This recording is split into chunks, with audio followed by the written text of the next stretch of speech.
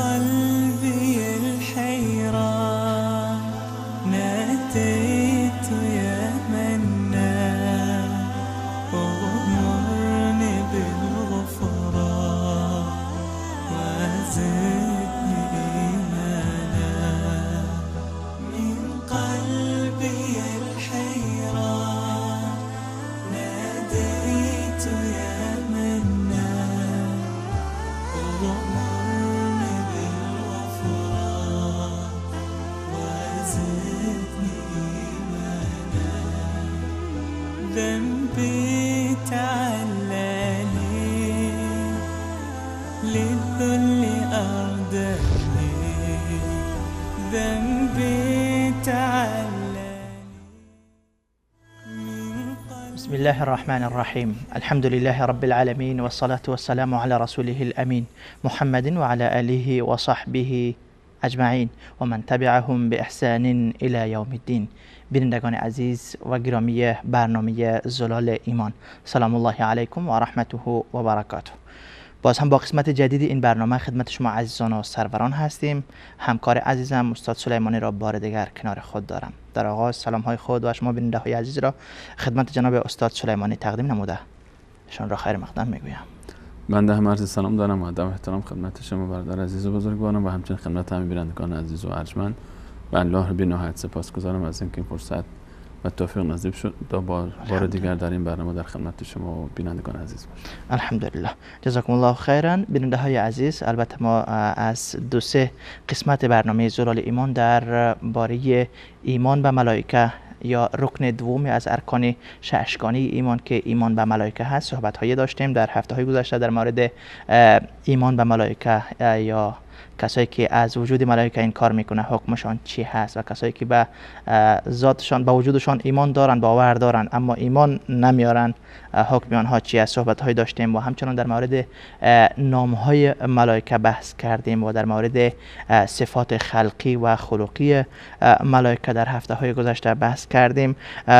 انشاءالله در این قسمت از برنامه زلال ایمان روی بعض وظایف ملائکه یا اعمال و افعال ملائکه که آنها چی کارهایی را انجام میتن روی این موضوع بحث خواهیم کرد. استاد سلیمانی عزیز، در مورد وظایف ملائکه یا قبل از وظایف ملائکه در هفته گذشته ما روی نام های ملائکه بحث داشتیم. در باب نام ها فکر میکنم در آخر شما کمی مشکلی با وقت داشتین، چیزی باقی میماند. اگر چیزی باقی مانده است میتونین که تکمیل کنین. الحمدلله و الصلاة و السلام علی رسول الله و علی آله و صحبه و من والاه. در برنامه گذشته همونطور که شما اشاره فرمودید ما به خاطر پایان یافتن وقت برنامه نتونستیم که موضوع بحث ایمان به موضوع بحث اسماء نام‌های ملائکه رو تکمیل بکنیم. اون نام‌هایی که در کتاب و سنت صحیح صراحتاً ذکر شده، البته آنچه که در کتاب الله ذکر شده بود رو اشاره کردیم. و اشاره کردیم بعد از اینکه گفتیم یک سری اسمهای عام دارن ملائکه در قرآن کریم به مانند رسول، به مانند سفره، ملائکه، جنود، ملائکه و جنود و اشهاد، ملائکه الاعلی، اینها مواردی هستن که به صورت عموم ذکر شدن. همچنین اشاره کردیم که نامهایی هستن که به صورت خاص برای اشخاصی از ملائکه ذکر شده و یک فرد خاص معین مد نظر هست. من جمله در قرآن کریم برای سیدنا جبرئیل علیه السلام در سوره مبارکه بقره و در سوره مبارکه تحریم نام مبارکشون ذکر شده و گفتیم که روایت های مختلفی بر نام ایشون هست. حدود 13 روایت هست که جبرئیل، جبرائیل، جبریل و جبرین، حتی اینها نام های جبرئیل علیه السلام هست. و همینطور درباره میکائیل و میکال به تعبیر قرآن کریم علیه السلام صحبت کردیم و گفتیم در قرآن کریم ذکر شده. و همچنین اشاره کردیم که در قرآن کریم باز علاوه بر این دو ملک مقرب و بزرگوار اشاره شده به حکایت هاروت و ماروت که قول صریح‌تر و قول راجح‌تر اینه که اینها دو ملک بودن که الله متعال اونها رو برای ابتلا و آزمایش و فتنه بنی اسرائیل فرستاد. درست. و همینطور اشاره کردیم به موضوع دیگری که درباره رعد و اینکه آیا رعد هم جزء ملائکه هست یا نه در این باب صحبت کردیم و گفتیم که در روایت رسول صلی الله علیه و سلم فرمودن که نامی است که برای یکی از ملائکه استفاده شده، الرعد. درست. و همینطور در قرآن کریم به اشاره شده به ملکی که موکل به نفخ صور است. اذا نفخ فی الصور. وقتی که دمیده می شود در صور فلا انساب بینهم یومئذ ولا یتساءلون، در سوره مبارکه مؤمنون آیه 101. و این رو ما در حدیث رسول صلی الله علیه و سلم باز روایتی داریم که رسول الله صلی الله علیه و سلم نام اسرافیل رو ذکر کردن در کنار جبرائیل و میکائیل که دعا فرمودن. الله متعال دعا فرمودن، رسول الله صلی الله علیه و سلم از الله متعال این گونه میخواستن که ای رب جبرائیل و ای رب میکائیل و اسرافیل. و گرچه روایت صحیح و صریحی که اشاره بکنن که ملک موکلی که مأمور دمیدن در سور هست، اون سوری که ما وقتی که از سور صحبت میکنیم یعنی اینکه در قیامت الله متعال میفرماید برای ما 2 تا ما سور داریم که 2 بار دمیده میشه در سور. حالا شکل و شمایلش و به هر حال برای الله متعال آگاه تر است به این موضوع. و الله متعال اشاره کرده که سوری وجود داره. ما سور یعنی در معنای لغت اصطلاحیش یعنی چیزی مثل شیپور، والا به فارسی گفته میشه، یعنی شبیه شاخی که برعکس گرفته میشه و در او از قدیم الایام مثلا شاخ رو میگرفتن، سرش رو سوراخ میکردن و در او که میدمیدن مثل بلندگوی صدا میدادن، وسایل امروزی نبود. و به هر حال این تشبیه هست برای تقارب معنا طبیعتا. درست. و الله متعال به کیفیتش بهتر آگاه است و این پایان دنیای ماست. یعنی بعد از دمیدن این سور همه چیز، تمام موجودات از بین میرن و الله متعال میمونه فقط و دوباره باز الله متعال خلق میکنه موکل سور رو و دوباره سور دمیده میشه و دوباره مخلوقات دوباره به وجود میان. و این گرچه روایت صحیح و صریحی که اشاره بکنه که اسرافیل علیه السلام موکل سور هست، در روایت صریحتاً به این شکل اشاره نشده، اما امام قرطبی روایتی رو ذکر میکنه که اجماع امت اسلامی بر این هست که این موکل ملکی که موکل به نفخ صور است اسرافیل علیه السلام هست. و این برداشت و استنباط علما از روایت‌های مختلف و مجموعه روایت‌هایی است که کنار هم گذاشتن. در کلام الله مجید غیر از مواردی که ما ذکر کردیم، یک مورد دیگر هم ذکر شده در قرآن کریم که اشاره به اسمش نشده، اشاره به اسم اون نشده و اون الله متعال با تعبیر ملک الموت از اون ذکر میکنه. قل یتوفاکم ملک الموت، قل یتوفاکم ملک الموت الذی وکل بکم. بگو که جان شما رو میگیره ملک الموت، ملک موت، ملکی که موکل مرگ است. یعنی ملک الموت، ملک همون ملک که ما گفتیم در تعبیر فارسی فرشته بهش اطلاق میشه که بهتر همون ملک استفاده بکنیم. ملک الموت ملک مرگ یا تعبیر خودمونی ترش فرشته مرگ. یه امونی که ما همیشه به نام عزرائیل میشنویم امونی است یا درباره اینکه تعبیر اسرائیل با توجه به اینکه با وجود اینکه الان بسیار این تعبیر سر زبانها افتاده و خیلی استفاده میشه که ملک الموت اسرائیل هست و خیلی جاها در جامعه اسلامی ما حتی بین عرب هم، یعنی در بین عرب و عجم، نه که فقط بین ما فارس ها باشه و عجم ها باشه، غیر عرب ها حتی عرب هم زیاد استفاده میکنن کلمه اسرائیل رو برای ملک الموت. هیچ روایت صحیحی که دلالت بکنه بر این که نام ملک الموت اسرائیل هست هیچ روایت صحیحی وجود نداره و همچنین در قرآن کریم هم هیچ جا این اسم ذکر نشده. بله. در قرآن کریم گفتیم که فقط تعبیر ملک الموت ذکر شده، تنها چیزی که اومده ملک موت.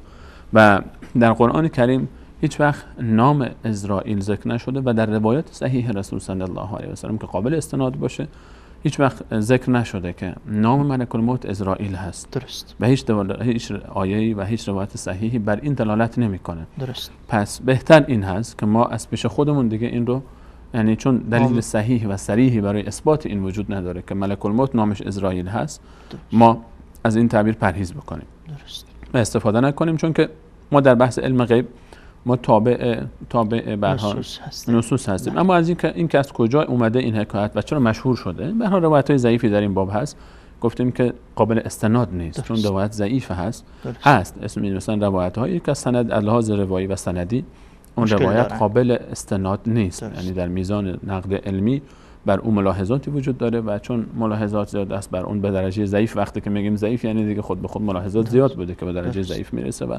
قابل استناد نیست. درست. پس بهتر است همون تعبیر قرآنی را ما استعمال بکنیم که ملک الموت برش گفته آنچه که در قرآن کریم ذکر شده ملک الموت هست. درست. ملک الموت قل یتوفاکم ملک الموت، ملک موت. و ما در قرآن کریم به اسمش اشاره نشده و گفتیم در سنت صحیح هم هیچ اشاره به نام این ملک که چی هست نشده، اما الله تعالی او رو به عنوان ملک الموت برای ما ذکر میکنه.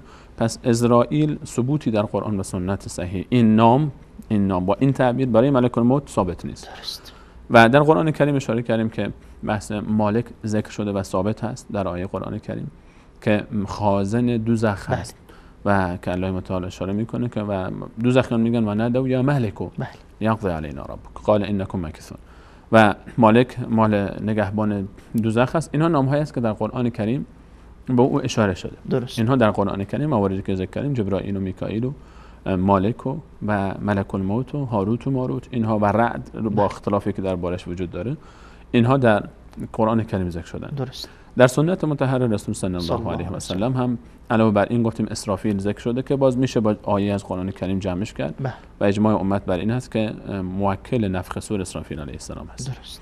اما در سنت مطهر رسول صلی الله علیه و سلم ما دو نام دیگه هم داریم که ذکر شده برای دو ملک علیهم السلام از ملائکه که این دو ملک اینها در قبر ما با اونها ملاقات خواهیم کرد و امیدواریم که خاطره ما از این دو ملک که بسیار سرنوشت ساز خواهد بود برای ما انشاءالله خاطره خوشی باشد و به اسم منکر و نکیر و در روایات رسول صلی الله علیه و سلم مثل امام ترمذی ذکر کردین روایت و دیگران که منکر و نکیر به این نام هست، یعنی نام دو ملک هست. یکی اسمش منکر هست، یکی اسم دیگرش نکیر هست، با همین تعبیر منکر و نکیر. درست. و اینها در روایت های مختلف درباره شرط شده که انشاءالله درباره وظایف ملائکه، درباره وظیفه این دو ملک ما صحبت خواهیم کرد که چگونه هست. اما چون بحث ما اسم هست ما فقط به اسمش اشاره می‌کنیم که اینها در قبل برای سوال و جواب میان و تفاصیلش باشه برای بعد که اینها منکر و نکیر نام دارن. و چرا منکر و نکیر به اونها میگن؟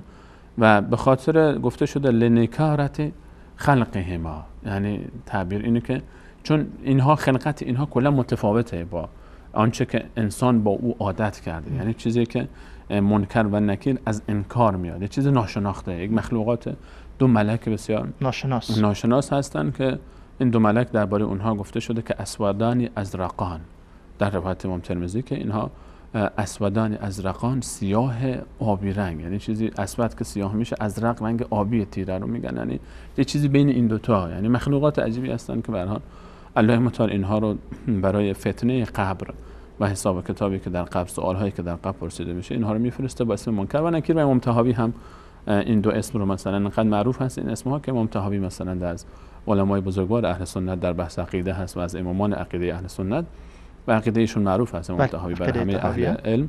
در اونجا هم گفته و نؤمن به سؤال ملکین نکیر و منکر، و ما ایمان داریم به سؤال این دو تا ملک نکیر منکر و نکیر، حالا با تقدیم و تأخیر زیاد مهم است.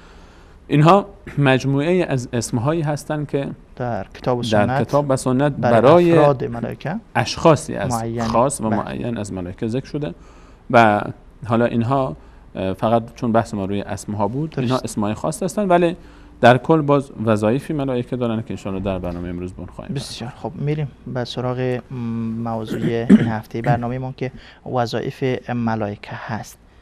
وظایف ملائکه چی است؟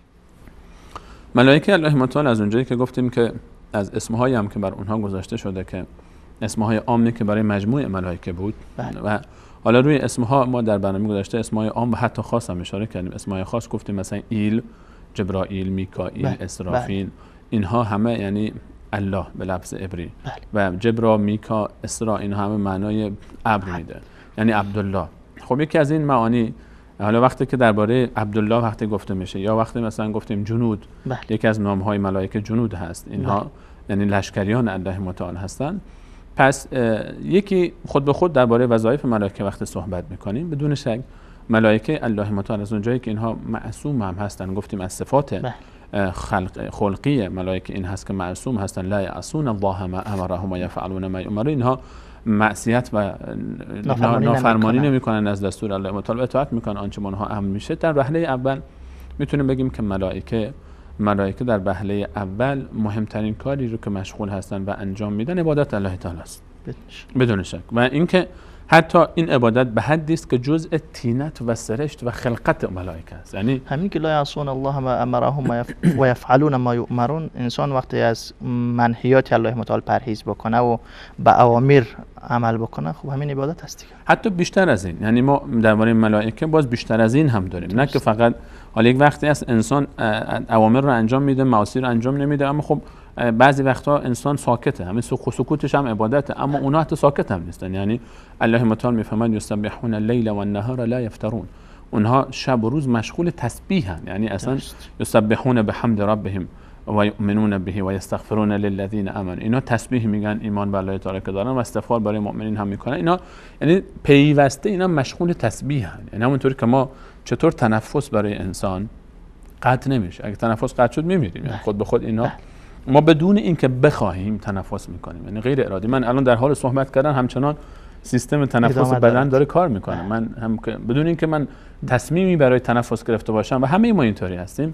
و این موضوع برای ملائکه اینطوری هست. ملائکه اصلا در ذات و خلقتشون پیوسته مشغول تسبیح الله تعالی هستن و اونها در روایت رسول صلی الله علیه و سلم فرمودن که اون تعبیری که اونها میگوین سبحان الله و بحمده رو همیشه اینها به زبون دارن. یعنی در وقت خلقت حضرت آدم گفتن نحن نسبح بحمدک و نقدس لک، یعنی این تسبیح اوناست و همیشه اونها مشغول سبحان الله و بحمده.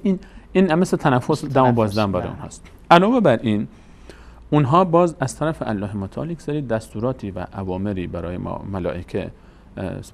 ملائکه به حال داده میشه که در با توجه البته این ملائکه که هستن به حال هم کدومشون یک تقسیم بندی هایی دارن در وظایفشون، یعنی همه یک کار انجام نمیدن، تقسیم بندی هایی دارن و وظایف خاص خودشون رو دارن. اینها اگر بخوایم درباره وظایف آنچه که از ملائکه، آنچه که ما در کتاب و سنت به ما رسیده و بیشتر از اون رو که به هر حال ما خبر نداریم و نمیتونیم نظر بدیم، درست درباره آنچه که رسیده میتونیم به دو بخش تقسیم بکنیم وظایف ملائکه. درست. یک بخش ملائکه الله متعال علیهم السلام، یک بخش از ملائکه وظیفه اونها مرتبط هست به جهان ماحول ما، یعنی به غیر از انسان، یعنی کائنات و مخلوقاتی که الله متعال غیر از انسان و جن خلق کرده. در رابطه با مخلوقات آسمان ها و زمین درست. یک سری وظایفی رو اینها انجام میدن به امر الله متعال. درست. و اون رو ما میگیم وظایف کونی و وظایفی که در خلقت و مخلوقات الله متعال غیر از انسان و جن داره. و یک سری موارد دیگری برمیگرده به وظایف اونها در ارتباط با انسان ها و به صورت عام‌تر بگیم در ارتباط با انسان و جن، یعنی به صورت عموم، چون در حال جن مکلف هست. و حالا آنچه که به ما انسان ها مرتبط هست بیشتر این بخش ما بررسی میکنیم. و پس دو بخش وظایف ملائکه ما در دو بخش میتونیم که اشاره بکنیم. یک موضوع بحث ارتباط اونها با کائنات هست غیر از انسان و جن، و یک بخش دیگه در ارتباط اونها باز با انسان ها. باز در بین انسان ها باز یک سری باز خاص‌تر میشه که ارتباط اونها با مؤمنین باز به صورت خاص، درست، به صورت خاص که اون رو ما در مجموعه ارتباط با انسان ها ان شاء الله ذکر خواهیم کرد. درست. در باب اول ایمان به درباره وظایف ملائکه به کائنات و غیر انسان ها و جن ها، برخی از ملائکه رو الله متعال وظایف اونها رو برای ما در قرآن کریم بیان کرده. برخی از ملائکه رو در ارتباط با کائنات، تقسیم بندی هایی که در کتاب و سنت صحیح وجود داره. یک دسته از ملائکه اینها موکل هستند و اینها امر شده به اینها که حمل کنن، با تعبیر قرآنی حمل کنن عرش الله متعال. حملت العرش میگه ما به این گروه. اینها در ارتباط با کائنات، اینا اون گروهی هستن که جزء حمله عرش معروف هستن، حملت العرش. و از کجا استنباط میشه این موضوع؟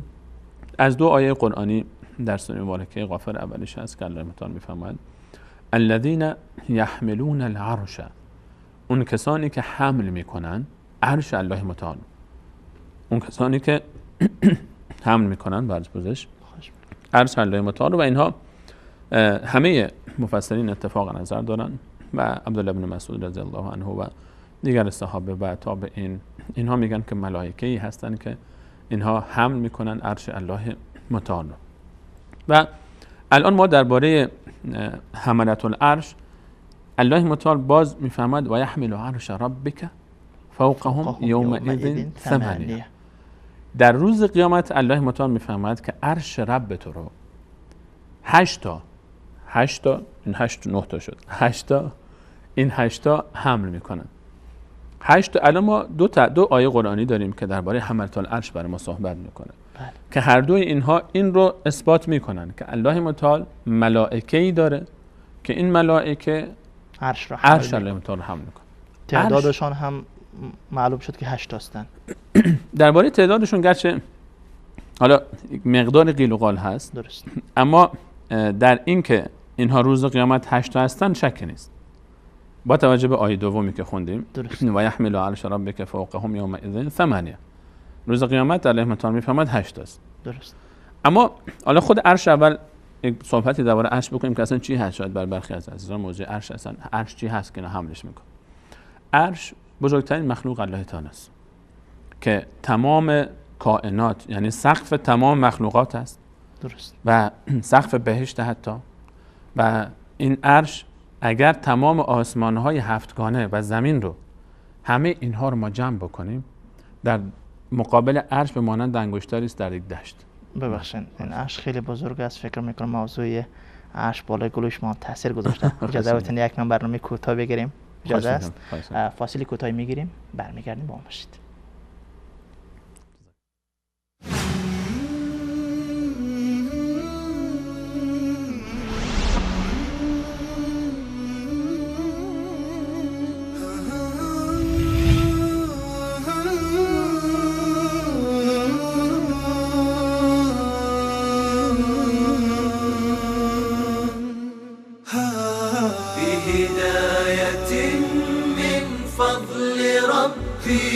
يكسو الجمال ربوع قلبي يخضر إحساسي ودربي وملامحي حين اهتديت.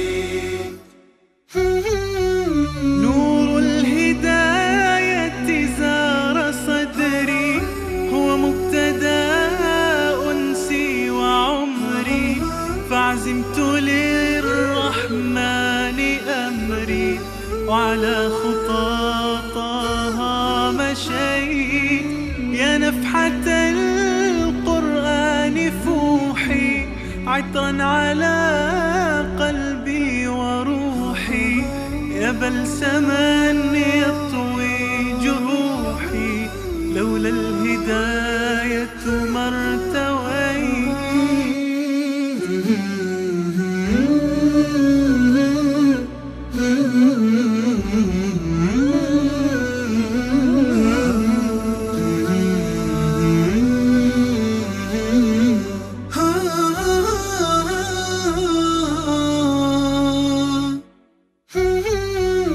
كم عشت والتفريط عادة ما ذقت في الدنيا سعادة حتى اهتديت إلى العبادة يا راحتي لما اهتديت سبحان من عدت إليه بسطت لنا كلتا يديه ألقيت أوزاري عليه يا ربي فاغفر ما عصيت.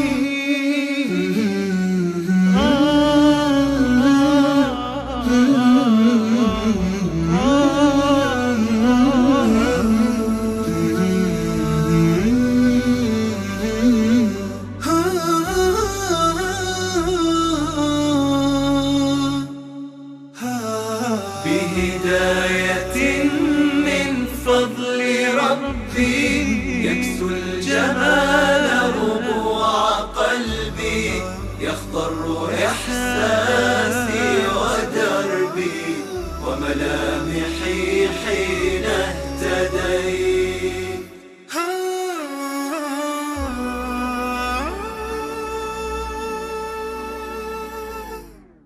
بهداية من فضل ربي يكسو الجمال ربوع قلبي يخضر إحساسي ودربي وملامحي حين اهتديت.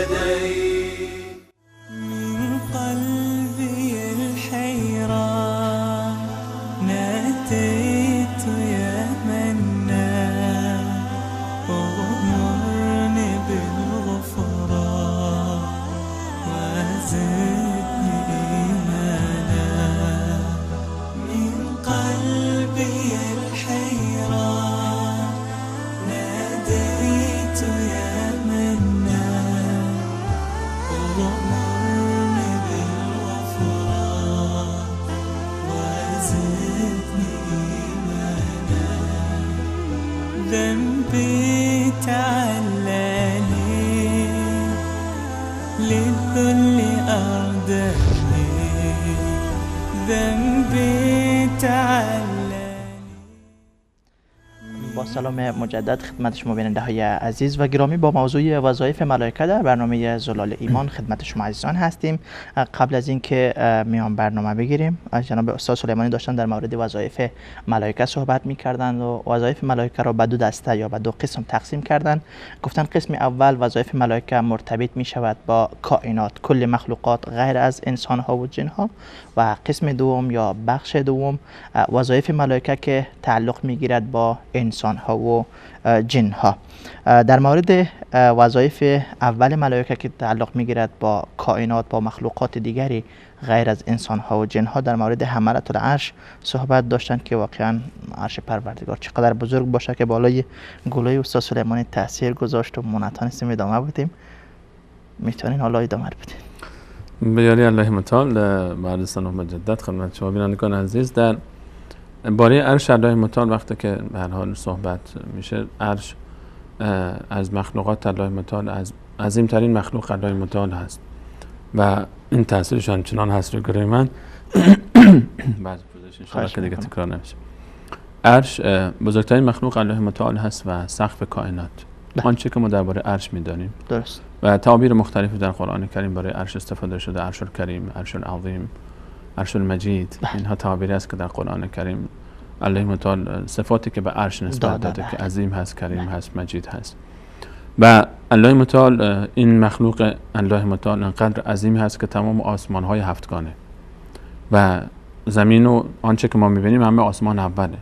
7 آسمان، یعنی 7 برابر آنچه که ما میبینیم و همه اینها اگر جمع بشن در برابر عرش الله متعال به مانند حلقه‌ای در داخل یک بیابانند.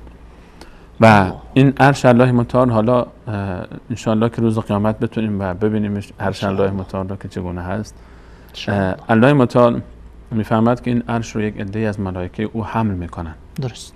و ما نام اونها رو در قرآن کریم حملة العرش داریم. درست. البته به این تعبیر نیست، اما چون اونها یحملون العرش فعل اومده، بله فعل اومده، خب اسم هم از این فعل گرفته میشه. بله. که الله متعال میفهمد که اینها حمل میکنن. در سوره غافر و در سوره حاقه این دعای ذکر میشه. بله.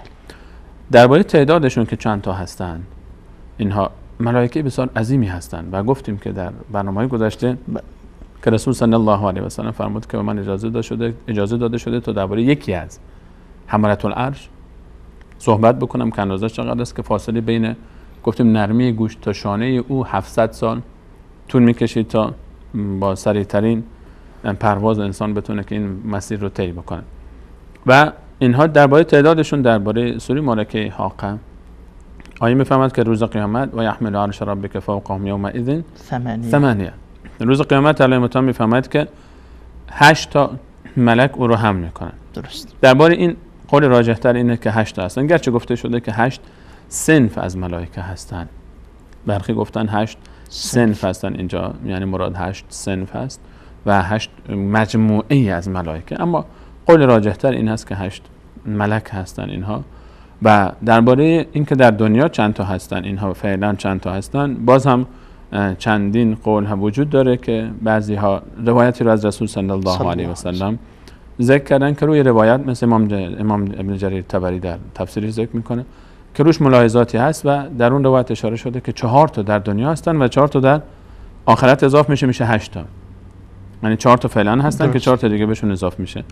البته خب همه این روایت‌ها به هر حال روایت‌های کس نمیشه به صورت صحیح و صریح روشون مؤکداً اعتماد کرد. در مجموع اقوالی هست، بعضی میگن که 4 تا در دنیا 4 تا در آخرت میشن 8 تا، بعضی گفتن که 8 صنف از ملائکه هستن. برخی به هر حال کم و زیادش کردن، اما مهم اینه که الله متعال اشاره میفهمد که ملائکه حملة العرش ملائکه هستن که عرش الله متعال رو حمل میکنن. درست. اینها یکی از ملائکه هستن، یک دسته از ملائکه هستن که وظیفه اونها حمل عرش الله متعال است. و در گروه دوم ما به غیر از عرش باز گروه دیگری از ملائکه رو داریم که اینها موکلین به جنت هستن، بهشت. و اشاره کردیم در برنامه گذشتم که الله متعال میفهمند وسیق الذین اتقوا ربهم الی الجنة زمرا حتی اذا جاءوها وفتحت ابوابها وقال لهم خزنتها سلام علیکم. و در جنت الله متعال میفهمند ملائکه هستند. این ملائکه وظیفه اینا چی است؟ اینها وظیفه نگهبانی از بهشت رو به عهده دارن و به هر حال به امور بهشت رسیدگی میکنن. اینا ملائکه هستن که به امور بهشت رسیدگی میکنن و خوش آمد میکنن و استقبال میکنن از مؤمنین و در ماه رمضان بهشت رو زینت میکنن و تزیین میکنن، درهای او رو باز میکنن و گرچه خب بهشت خودش سر تا سر تزیین و زینت هست اما به هر حال میافزاین بر زینتش باز هم. و اینها رو ما در آیات و روایات، در آیه ما در سوره مبارکه زمر نمونهش اشاره کردیم و در سوره دیگه داریم، ما در سوره مثلا رعد هم داریم، در چندین سوره دیگه هم هست که الله متعال میفهمون ملائکه سلام میکنن حتی به بهشتیان وقتی که میخوان وارد بهشت بشن و ان شاء الله اینها رو با امید الله متعال خواهیم دید ان شاء الله. و ملائکه دیگری باز اینهایی که دسته دیگری از ملائکه وظیفه اونها در کائنات رسیدگی به دوزخ و احوال دوزخ هست و اشاره کردیم که الله متعال خازن اصلی و نگهبان اصلی رو مالک نامیده. اینها مجموعه مالک جان علیه السلام و مجموعهش هستن و گروهش هستن، گروه مالک علیه السلام هستن که اینها به هر حال نگهبانان دوزخ هستند و در سوره ملائکه تحریم الله متعال میفرماید یا ایها الذین آمنوا قوا انفسکم و اهلیکم نارا وقودها الناس والحجاره علیها ملائکه غلاظ شداد و ای کسانی که ایمان آوردید خودتون و خانواده‌تون رو از آتش نجات بدید که آتش افروزه اون انسان‌ها و به هر حال سنگ هستند و بر او ملائکه گمارده شده که غلاظ شداد. اینها بسیار تندخو و بسیار سختگیر هستند، برخلاف برخورد ملائکه‌ای که در بهشت هستند و جنت هستند که بسیار با طیب خاطر و با خوشحالی و با خوشامدگویی استقبال میکنن. اینها با توجه به اعمال بدکاران و دوزخیان مثل خودشون با آنها برخورد میکنن. لا یعصون الله ما امرهم و یفعلون ما یؤمرون. و این هم به هر حال امر الله تعالی است که اونها اینطوری باید برخورد بکنن و اینها آنچه که با اونها امر شده رو انجام میدن. درست. و این دسته این از وظایف گروه دیگری از ملائکه است. پس یک عده حملة العرش هستن، عده مال رسیدگی به امور بهشت به عهده دارن و عده دیگری که به هر حال جزء گروه مالک علیه السلام هستن، خزانه دوزخ هستن. امیدواریم که الله متعال ما رو شما رو نجات بده از این که با این ملائکه خزانه دوزخ نعوذ بالله مقابله بکنیم و مواجه بشیم. و گروه سوم، گروه دیگری که باز الله تعالی در قرآن کریم برای ما معرفی کرده از ملائکه و وظایف اونها در ارتباط با کائنات، ملائکه هستن که اونها موکل به ابرها و به باران هستن. ما در سوره صافات الله متعال میفرماید و صافات صفا فالزاجرات زجرا. علامه ابن کثیر باز به نقل از ابن مسعود و دیگران نقل میکنه که اینها فالزاجرات زجرا ملائکه هستن که اینها موکل به باران هستن و ابرها هستن که میکائیل علیه السلام هم گفته میشه که جزء یعنی رئیس این گروه هست و در اون زمره هستن و رعد هم جزء اگر بپذیریم جزء ملائکه است در قول راجح تر جزء این هست. درست. و اینها این زجر کشیدن در عربی و اینها به این خاطر اونها زاجرات گفته شده که چون اینها ابرها رو به دستور الله متعال این طرف اون طرف منتقل میکنن میکشن. درست. بعضی که بخوان به هر حال الله تعالی کیفیتش رو بهتر میدونه که چطور. الله متعال همیشه چون زجر گفتن از زجر قدرت به هر حال قدرت دارن و ما میدونیم که باران در آسمان ابرها وقتی که بخار آب میره میلیون ها تن وزن داره خیلی از این ابرها. درسته که به هر حال الله متعال در ظاهر یک سری نظم و نظامی گذاشته و بادی میاد و میره. به هر حال ملائکه هم اینجا الله متعال میفهمون ملائکه هم هستن که اینها موکل هستن و الله تعالی بهتر میدونه که ارتباط بین ملائکه و این بخار آبها و بادها و اکسیژن و آبی که در آسمان هست چگونه هست. اما ما ایمان ما هست و قرآن کریم برای ما بیان کرده و حدیث صحیح رسول صلی الله علیه و سلم که اینها موکل به ابرها هستن. درست. عده دیگه از ملائکه ما به عنوان یکی از ملائکه، حالا به تعبیر دقیق‌تر ما ملکی رو در روایتی که رسول صلی الله علیه و سلم در سفر به طائف برای ما بعداً معرفی فرمود، مادر عایشه محبوبه رسول صلی الله علیه و سلم، مادر عایشه میفرماید که در روایتی که صحیح هست و بخاری و مسلم هر دو ذکر کردن، روایت معروفی است که در طائف اتفاق افتاد. رسول الله صلی الله علیه و سلم رو مادر پرسیدن که آیا روزی تلختر از احد بر شما گذشت یا رسول الله؟ حکایت اتفاقا احتمالاً بعد از احد این سوال پرسیده شد. میدونیم که روز احد روز تلخی بود. در احد ما 70 نفر شهید دادیم، سیدنا حمزه و مصعب و بسیاری از صحابه به فجیع ترین وضع به شهادت رسیدن و گوش و بینی و حالت بسیاری از صحابه بریده شد، به نخ کشیده شد و برده شد و بسیار از صحابه مسله شدند و خود رسول صلی الله علیه و سلم زخم‌ها دید. در کل روز تلخی است، یعنی خاطراتش برای انسان، حتی بازگو کردنش برای انسان آسان نیست. رسول صلی الله علیه و سلم فرمودند بله، یعنی تلخ‌تر از احد رو الان حضرت علیه السلام در زندگی برای مادرمان عایشه می‌فرمایند که اتفاق افتاد برام و اون روزی بود که من خودم رو عرضه کردم، یعنی اسلام و دعوت خودم رو برای بنی عبدیالیل، برای بچه‌های عبدیالیل در طائف.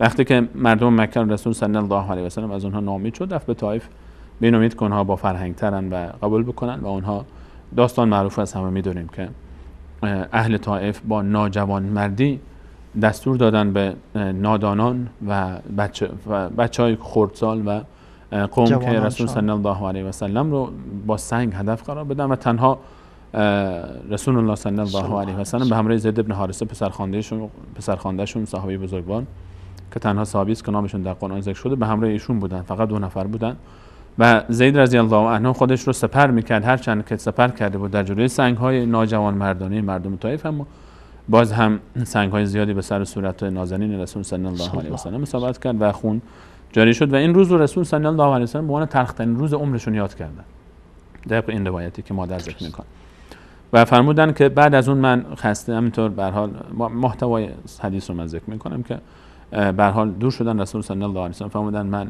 با ناراحتی داشتم میرفتم که در منطقه قرن الثعالب یا قرن المنازل که در حدوداً 25 کیلومتری خارج از طائف به سمت مکه مکرمه است، در وادی سیل کبیر و میقات اهل طائف هست فعلا. در اون منطقه بودم که یک دفعه دیدم، احساس کردم با سر من ابری است و سر بلند کردم و دیدم که جبرائیل علیه السلام آمده و فرمود که یا محمد، الله متعال آنچه که قوم تو با تو انجام دادن رو دید و شنید و به هر حال این ملکی که با من آمده ملک الجبال هست و الله متعال او رو فرستاده و سلام کرد با من ملک الجبال و اون هم فرمود یا رسول الله، الله متعال آنچه که انجام دادن اینها قوم تو دید و شنید و اگر اجازه بدی من 2 کوهی که دو کوه مکه رو، چون اصل همه سر فتنه زیر سر اهل مکه بود که اونها شورانده بودن اهل طائف رو و میترسیدن اهل طائف هم از اونها، همه اصل فساد زیر سر اونها بود. اگر شما اجازه بدید که ما این 2 کوهی که مکه مکرمه اون زمان بین اون قرار داشت رو من به هم بچسبانم و همه اینها رو از بین ببرم، یعنی کلا نسل مردم مکه که مشرک بودن دیگه منقرض بشه. و رسول الله صلی الله علیه و سلم فرمودن نه، من امید دارم که از نسل اینها کسانی بیان و ایمان بیارن و این گونه هم شد. و روایت راجح تری است که درباره کوههای مردم مکه بود، گرچه این رو مردم بعضی گفتن که درباره طائف است، اما صحیح ترش راجح ترش این است که درباره مردم مکه این روایت بود و محل شاهد بیشتر در این روایت این است که ملک الجبال در این روایت رسول الله صلی الله علیه و سلم فرمودن ملک الجبال آمد، ملکی که یعنی از اسمش ملک الجبال مثل ملک الموت که قرآن کریم ذکر می‌فرماید، وقتی که ملک الموت میگه یعنی با موت سر کار داره درست. و ملک الجبال یعنی با جبال و کوه سر کار داره، ملک کوه. پس ایشون ملک الجبال علیه السلام و شاید اعوان و یعنی یاوران و همراهانی هم داشته باشه، ما دلیل صحیحی برای اثبات این موضوع و یا ردش نداریم درست. و طبیعتا احتمال داره که باشن. ملک الجبال گدی از ملائکه و در رأس اونها ملک الجبال، اینها وظیفه اونها به هر حال بحث کوه هاست. ما الان صحبت از ابرها و باران داشتیم و کوه ها هستن و ما اینها مواردی هستن که ما ملک دیگری که باز به نفخ صور مرتبط است با کائنات، ملکی که حالا گفتیم که اجماع اهل سنت برای این هست که اسرافیل علیه السلام هست، نامشون اسرافیل هست، ایشون هم مأمور نفخ صور است و رسول صلی الله علیه و سلم فرمود که ملک موکل به نفخ صور، من چگونه در مفهوم حدیث این است که چگونه من آرام باشم و در حالی که ملک موکل به نفخ صور سرش رو پایین آورده و گوش سپرده به دستور و منتظر تا کی در صور بدمه، یعنی که انقدر قیامت نزدیک است. این کنایه از این بود که چقدر قیامت نزدیک است و رسول الله صلی الله علیه و سلم اشاره کردن که این ملک در صور میدمه و دنیا به پایان میرسه و دوباره در صور دمیده میشه و دوباره اون قسمت دوم زندگی ابدی و جاودانی ما در آخرت آغاز میشه. این موارد برخی از مواردی هستند که ما در کتاب و سنت صحیح درباره وظایف ملائکه در کائنات داریم. درست. کائنات و به نظر میاد برخی از علمای متخصصین در عقیده این گونه تعبیر کردن که اکثر فعالیت‌هایی که در آسمان و زمین انجام میشه، یعنی آنچه که در آسمان ها و زمین با توجه به این امور بزرگی که ما اشاره کردیم، مثلا حملت العرش، مثلا درباره جنت و درباره دوزخ و باران‌ها و ابرها و کوه‌ها و برپای قیامت، با به هر حال همه اینها در اونها ملائکه تأثیر و نقش مستقیم دارن و اوامر الله متعال اجرا میکنن. برخی و از روایت‌های دیگری این گونه برداشت کردن که تمام امور کوچک و بزرگی که در دنیا انجام میشه در کائنات همه اینها یک ملکی در گوشه ملائکه مشغول هستن به اطاعت و اوامر الله متعال و موکل اون بخشا هستن که ما بیشتر مواردی که صریح‌تر و صحیح‌تر بود و واضح‌تر بود رو از کتاب و سنت اشاره کردیم. اینها بخش اول وظایف ملائکه نسبت به کائنات است. تشکر. سلامت باشید استاد سلیمانی عزیز. اجازه بدین یک میان برنامه خیلی کوتاه رو بگیریم. والامر الیکم. تا برگردیم با قسمت دومی از وظایف ملائکه که مرتبط میشه و با ما انسان ها. اون بحث طولانی تری است نسبتا. بسیار خوب. بیننده های عزیز، میان برنامه خیلی کوتاه رو میگیریم و برمیگردیم با ما باشید.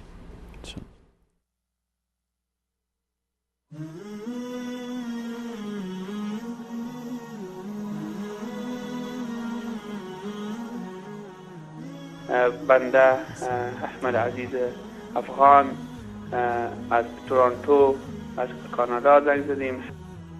من مریم هستم از فرانسه. امیر حسین هستم از بلژیک. من از شهر جرمنی گپ میزنم. من از سوئد زنگ میزنم، ایرانیم.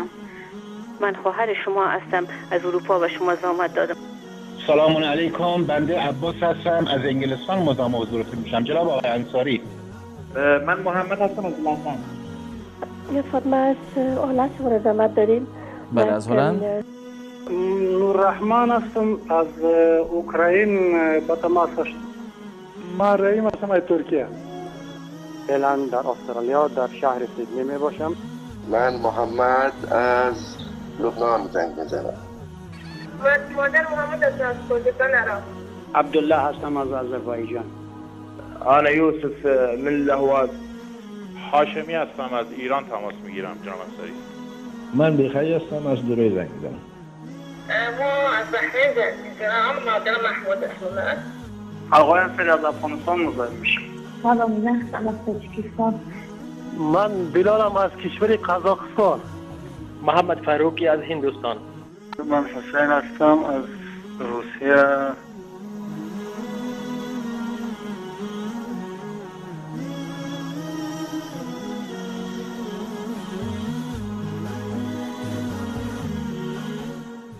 من قلبي الحيران ناديت يا منان وأمرني بالغفران وزدني إيمانا.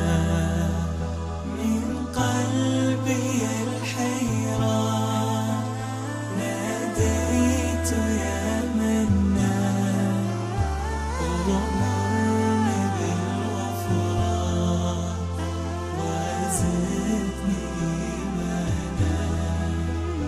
ذنبي تعلاني للذل أرداني.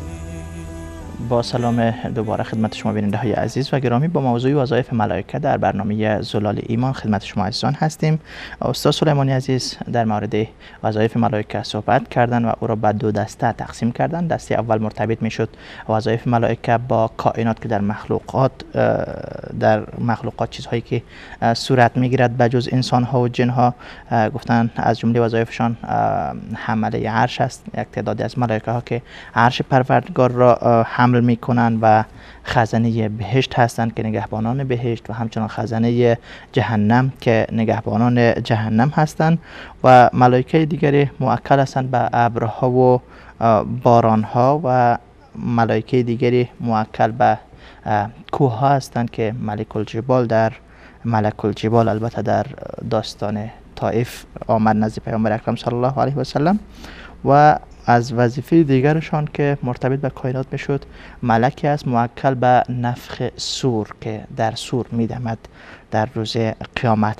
این وظایفی بود که دسته اول البته مرتبط میشد با کائنات. حالا میایم روی دسته دوم فکر میکنم، وظایفی که مرتبط میشه با ما انسان ها، ارتباط ملائکه با ما چگونه است؟ این موضوع بسیار مهم است استاد رحیمی عزیز و شاید بگم که حالا در بین بحث ایمان به ملائکه این موضوع بحث ارتباط ملائکه و انسان ها لب موضوع و هدف اصلی بحث ما و مهمترین موضوع بحث ماست. درست. تأثیر ملائکه و به هر حال ارتباط اونها با زندگی ما. درست. و اینکه خب ملائکه در زندگی ما چه نقشی دارن اصلا و حالا ایمان به ملائکه چه تأثیری حتی در زندگی ما و چه تأثیری در ایمان ما داره و در زندگی ایمانی ما. درست. از مهمترین وظایفی که ملائکه در برابر انسان ها دارند و انجام دادند و انجام میدند بحث ارتباط و وحی هست از طرف الله متعال با ملائکه، با انسان ها. درست. که این به دو بخش باز خودش به دو بخش متفاوت تقسیم میشه. یکی وحی به انبیای الهی و رسول. درست. که این مسئله پایان پذیرفته و تمام شده. درست.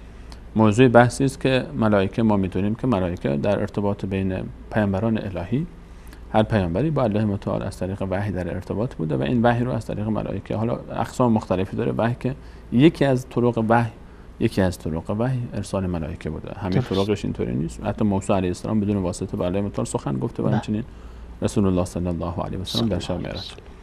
و ما این یکی از وظایفی است که ملائکه انجام دادن و در رأس اونها سیدنا جبرئیل علیه السلام هست که وظیفه آوردن وحی رو داشتن و البته در بعضی از موارد در روایت صحیح رسول صلی الله علیه و سلم ثابت است که در برخی از موارد خاص و بسیار اندک غیر جبرئیل علیه السلام هم این کار انجام دادن. درست. موضوع نزول وحی رو من جمله روایتی که رسول صلی الله علیه و سلم و جبرئیل علیه السلام نشسته بودن و هر دو بزرگوار و یک دفعه صدایی از آسمان آمد و جبرئیل علیه السلام سر را بلند کرد. روایت رسول صلی الله علیه و سلم فرمودن که جبرئیل علیه السلام سر را بلند کرد و ملکی داشت می آمد و فرمود که یا رسول الله این ملک برای اولین باره که داره میاد و این دری که باز شده از آسمان اولین باره که این در باز میشه و این ملک اولین باره که داره میاد و آمد و سلام کرد و گفت که یا رسول الله بشارت میدم شما رو به دو مژده بزرگ و دو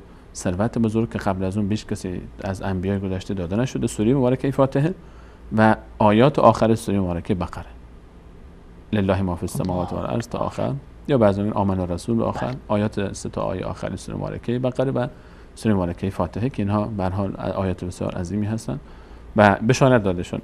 و در روایت دیگری باز با همین شبیه همین معنا رسول صلی الله علیه و سلم فرمودن که ملکی آمد که برای اولین بار آمده بود و او به من بشارت داد که فاطمه سردار زنان بهشت است و حسن و حسین سردار جوانان بهشت هستند.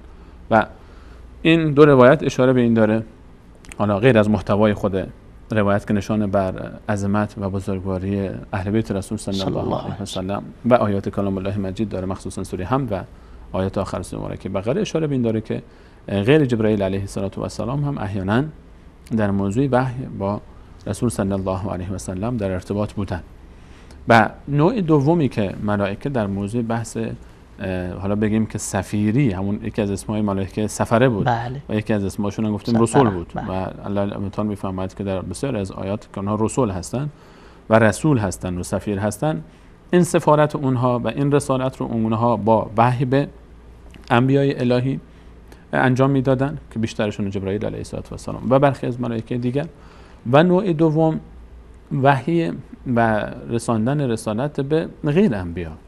اینطور نیست که به هر کسی که جبرائیل علیه السلام یا ملکی نازل شده حتما او پیامبر بوده. ما در قرآن کریم مثلا صراحتا در سوره مبارکه مریم درباره سیده و سردار بانوان دنیا مریم علیه السلام داریم که تنها زنی که نامش در قرآن کریم بیش از 30 مرتبه ذکر شده، تنها زنی است که سوره‌ای به نامش است. ایشون الله متعال میفهمد فارسلنا الیها روحنا، یعنی من فرستادم یعنی فرستادم رسالت. حتی جبرائیل علیه السلام رفت فتمثل لها بشرا سویا و رفت به صورت به پیش مریم علیه السلام. و درباره روایتی درباره هاجر علیه السلام و جریان زمزم و اسماعیل علیه السلام هم این روایت به هر حال اونجا روایتی ذکر شده که اشاره بر نزول ملائکه بر دو بانوی بزرگوار داره، مجموعه این آیات و روایات به مریم علیها السلام و به هاجر علیهم السلام. و غیر از این موارد ما حتی موارد دیگری در سنت صحیح رسول صلی الله علیه و سلم داریم. اون داستان معروف 3 نفری که یکیشون کل بود، یکیشون کور بود، یکیشون به هر حال دیگه نمیشنید، اینها پیس بود. اینها به هر حال مثل ملک اومدن و شکل‌های مختلف با آنها ارتباط داشتن. و یا اون داستانی که حالا من وقت نیست که بخوام در تفاصیل اینها وارد بشیم، هر کدومش یک حکایت جداست. و اون داستانی که رسول صلی الله علیه و سلم فرمود که ملکی رفت در سر راه یک انسانی که میرفت برای دیدن برادر مؤمنش و از او پرسید کجا میری؟ گفت میرم پیش او. گفت تجارتی داری؟ گفت نه. گفت معامله‌ای داری؟ گفت نه. گفت چیزی. و به هر حال در آخر به او بشارت داد بهش و ملکی بود آمده بود.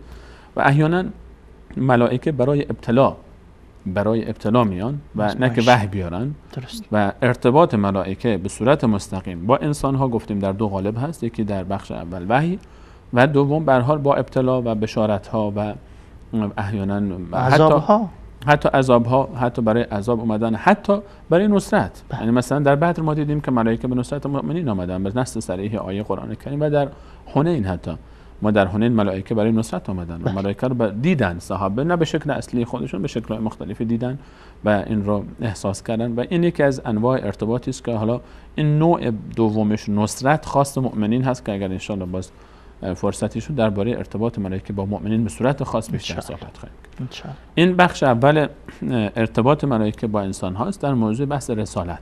درست. و رساندن آنچه که الله متعال میخواد به بندگان خودش ابلاغ بکنه که در 2 بخش گفتیم که اشاره شد. موضوع دوم این که ملائکه با انسان ها در ارتباط هستند و برکه جنیات موضوع بحث بسیار مهمی است. بسیار بحث مهمی است. موضوع نوشتن بدی ها و خوبی ها، گناهان و نیکی ها، حسنات و سیئات. ملائکه‌ای که الله متعال اینها رو وظیفه داده تا چیکار بکنن؟ که بیان و بنویسند. چی بنویسند؟ اعمال ما رو بنویسند.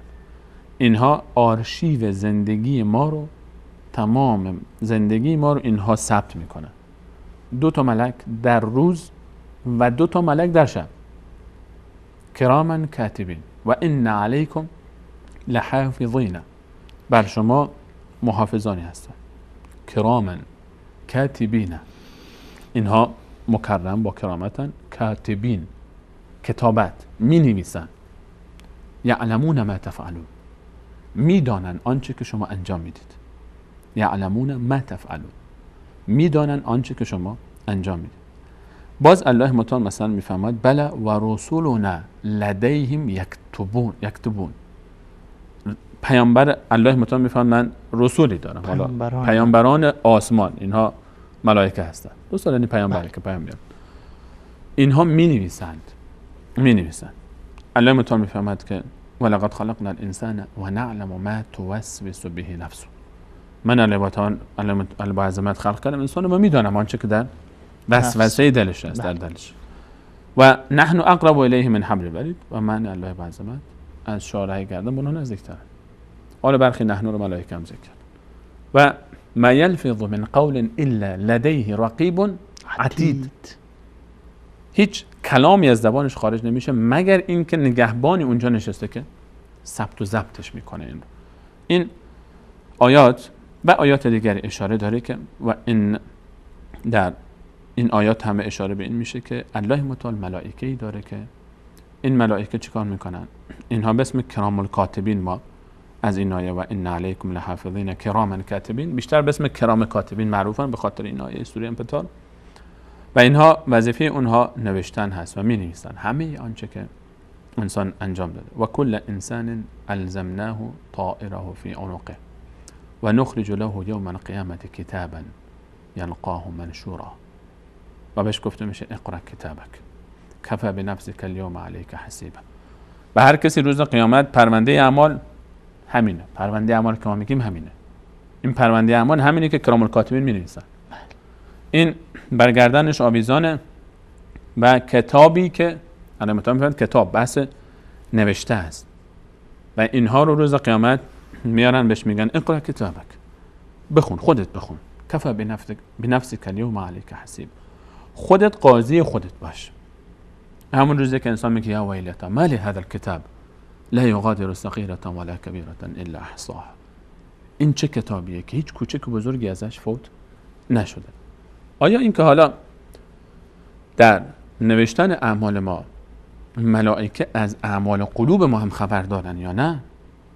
این رو هم در روایاتی از رسول صلی الله علیه و سلم اینگونه برداشت میشه که اینطوری نیست که فقط اینها با جوارح و ظاهر ما ارتباط داشته باشن، فقط اینها رو ببینن و بنویسن، بلکه از اعمال قلوب ما، یعنی آن وسوسه هایی که در دل ماست، تفکر درونی ما، اونها رو هم اینا مطلع میشن به امر الله تعالی، چون اینا وظیفه‌شون اینه. و مثلا روایتی که رسول صلی الله علیه و سلم فرمودن که الله تعالی میفرماید وقتی که ملکی خطاب به ملائکه الله تعالی میفرماید وقتی بنده ای من نیت انجام گناه کرد ننویسید. نیت انجام گناه کرد این یعنی چی؟ یعنی که اونا نیت رو خبر دارن. اگر انجام داد یک بدی بنویسید. و اگر بنده من نیت انجام عبادتی کرد بنویسید. یک عبادت حساب کنید، هنوز ننوشته، نکرده، هنوز انجام نداده، و اگر انجام داد 10 تا بنویسید براش. و این رحمت و فضل الله تعالی است. و باز در روایت دیگری که صحیح هست رسول صلی الله علیه و سلم فرمود حتی اون ملکی که سمت چپ نشسته و می‌نویسه گناهان رو، وقتی شخصی گناه انجام میده یک مقداری صبر میکنه، نمی‌نویسه در جا، به این امید که توبه بکنه که دیگه ننویسه، به این امید که توبه بکنه که دیگه ننویسه، اما می‌نویسن. به هر حال اگر توبه کرد خب به هر حال پاک میشه. ما می‌دونیم که توبه تمام گناهان رو پاک میکنه و تمام پرونده گناهان رو پاک میکنه. و این دو ملک کرام کاتبین سمت راست و سمت چپ انسان پیوسته در زندگی همراه انسان هستند. و البته در روایتی رسول صلی الله علیه و سلم فرمود به خاطر احترام به کرامت و شرافت انسانی اینها در جایی که انسان خلوت میکنه با همسرش و در جایی که برای بیت الخلا میره داخل نمیشن باش، اما این معنی نیست که خبر نباشن از کارهاش. این به معنی نیست که از کارهاش خبر نشه. در حال الله متعال اینها رو فرستاده و الله متعال در آیات مختلف قرآن کریم اشاره میکنه که اینها مینویسن تمام عبادت های ما رو کراما کاتبین.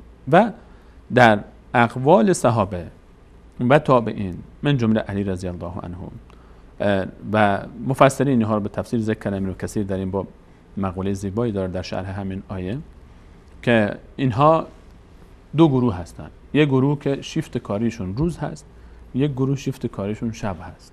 2 نفر روزن، 2 نفر شب هستن که اینها در نماز صبح و عصر اینا جابجا میشن. در صبح و عصر که اینا نمازهای مهمی هست اینا جابجا میشن. و برخی از مفسرین به همین خاطر مثلا میگن که ان قرآن الفجر کان مشهودا، قرآن فجر نماز صبح در اون مشهود است، یعنی ملائکه شرکت میکنن، یعنی در نماز صبح هر دو گروه اینها میان. حالا شیفت رو میخوان تحویل بگیرن، این دوتا میان، دوتای دیگه هم اومدن، اونا که نمازشون رو میخونن بعد میرن، اینها دوباره باز کارشون شروع میکنن. اینها کرام الکاتبین هستن که همیشه همراه انسان هستن و برای هر انسانی چه بد چه خوب و طبیعتا برای هر جنی، چون اونها هم مکلف هستن، چه بد چه خوب برای هر انسانی اینها بلا استثناء همراهش هستن و می‌نویسن هر آن چیزی که انجام بده. و از جمله وظایف دیگر نمیدونم فرصت داریم ما یه وقت به اتمام رسید. وقت ما به پایان رسیده. خب ما درباره وظایف ملائکه درباره انسان ها فکر میکنم ما وظایف ملائکه درباره انسان ها ان شاء الله ما تازه آغاز کردیم موضوع رو و وظایف مهمتری از این هم هست که اونها هم جالب هست دانستنش و ما از ملائکه شاید این دوتا رو همه خبر داشتن. شاید خیلی از عزیزان اینو که ملائکه وحی میارن، قرآن نازل شده مثلا از طرف الله متعال با پیامبران در ارتباط بودن و اینکه کرام الکاتبین رو غالبا اکثرا شنیدن عزیزان که 2 نفر پرونده اعمال نیک و چپ، حالا شاید خبر نداشتن که 4 نفرن اما فکر میکنن همیشه 2 نفر هستن، نه 2 نفر میرن دوباره 2 نفر دیگه میان. اما موضوعاتی هست که دانستنش بسیار جالب است، اما به شرطی که برنامه بعدی داستان ها رو ذکر بکنین، مثل که در مسئله وحش ما داستان ها رو تو خوردین، یعنی سرش خوردین. من گفتم که طولانی نشه، مشتاق بودیم بشنویم که چی. خب اگر ان شاء الله من باشه من قول میدم که در برنامه که ملائکه پیش غیر نبی رفته با یک انسان حرف زده با چی گفته. پس این قولو من میدم که ان شاء الله در برنامه بعد همین ها رو دوباره این موضوع ان شاء الله باز کنیم با به تفصیل بیشتر. و من قبل از خداحافظی از عزیزان حتما درخواست میکنم برنامه بعدی رو با یاری الله تعالی اگر لقا و بقا مقدر بود ببینید، چون موضوعات بسیار جالبی است درباره حفاظت ملائکه از انسان ها و چطور تنها اینا نیستن که با ما هستن، چند تا ملک به همراه هر انسانی هست. این دوتا که اعمال رو می‌نویسن تنها اینا نیستن، کسان دیگری هم همیشه با ما هستن که دانستن اونها خیلی کمک میکنه و ما در زندگی. ان شاء الله در برنامه بعد مطرح خواهیم کرد. ان شاء الله. جزاکم الله خیرا. بارک الله فیکم. تشکر از تمام شما عزیزان بیننده که این لحظات با ما بودید. قسمی که استاد سلیمانی عزیز گفتن برنامه هفته آینده را فراموش نکنید که خیلی گفتن جالب هست و مهم هست که باید بدانیم غیر از کرامن کاتبین، کسایی که می نویسن خوبی ها و بدی های ما رو، ملائکه های دیگری نیز همراه ما هستن و همیشه هستن، از ما حفاظت میکنن. چطور حفاظت میکنن در برنامه بعد ان شاء الله روش میپردازیم. الله یار و مددگارتان. و السلام علیکم و رحمت الله و برکاته.